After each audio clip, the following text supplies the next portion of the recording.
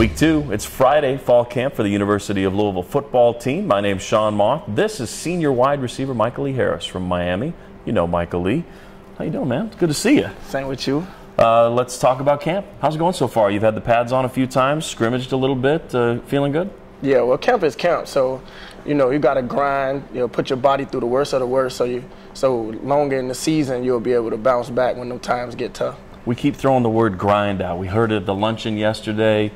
I want to ask you, physical or mental? What's the harder part of the grind? The harder part of the grind is mental, because when your physicality go down, you need your mind to tell your body that it's fine, everything's going to be all right, and we still okay. And it seems like the pace of practice under Coach Petrino, he likes to keep it moving. Yeah, we keep it moving. It's just in camp, period. No matter how fast we move, it feels like practice just taking forever. All right, America's finest receivers on Saturdays, the Afros. This is a good group. It's a real veteran group. Is it hard to find leaders when you've got a lot of guys that have been around a while? Has anybody really stepped up in that role among you guys? Well, you don't have to talk about leadership when there's veterans. I mean, everyone is. Even when you have veterans who haven't played a lot, just being there, knowing concepts, having the experience of practice and camp makes everything go smoother.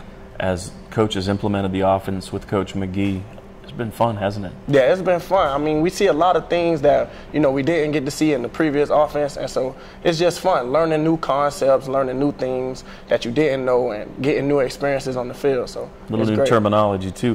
What kind of rivalry is there between the wide receivers and the DBs? Because I know Coach Thomas and Coach Buckley have a pretty good rivalry, and I'm sure that carries over. Well, it started the head and it trickled down. So, yeah.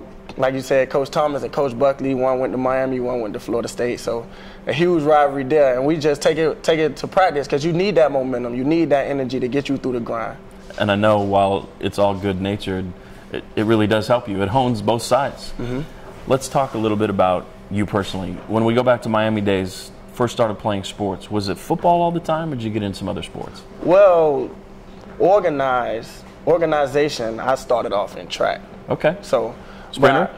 The 400 became a dash. I remember the first time they called it, they said, we're all 400-meter dash runners. And I'm like, 400-meter dash? So now the 400 is a sprint. So, that's how it came along. But I started playing football about 6th grade.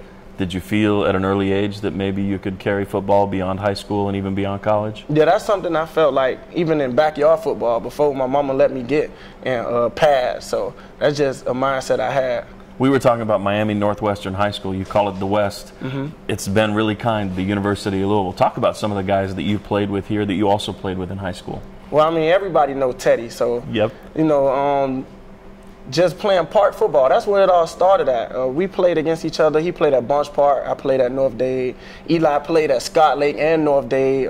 Corvin played at North Dade with me. And Jermaine Reed played at Liberty City with Charles Gaines, who went to Central. So it started at a young age, and then we just all grew together as we came and got in high school. And you guys are really proud of your Miami roots, but let's delve into the fact that there's really good football in there, and most of the guys that come out of there have a really high football IQ, and I think that's crucial to your success. Would you agree? Yes, I agree. I mean, I think it's because, everyone wants to give back in Miami. A lot of people go off and come back, and that's just something you should do to the community, because it helps.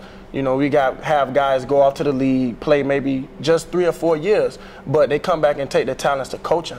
And that helps develop the youth, and that's how our football IQ get high at a young age. Obviously had an impact on Michaelee. Finally, hobbies, spare time. What do you like to do?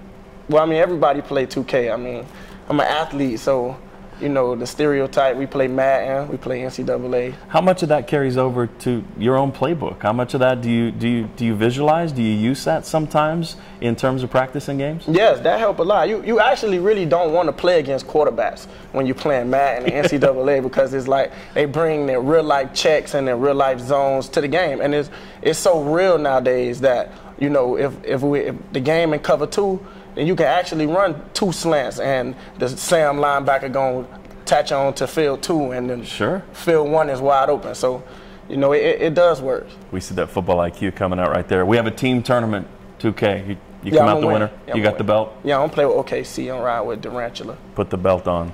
Michaelee Harris, thanks, man. I really appreciate it. Good catching up with you. Camp rolls on as we get ready to scrimmage on Saturday. Thanks for joining us on Cards TV.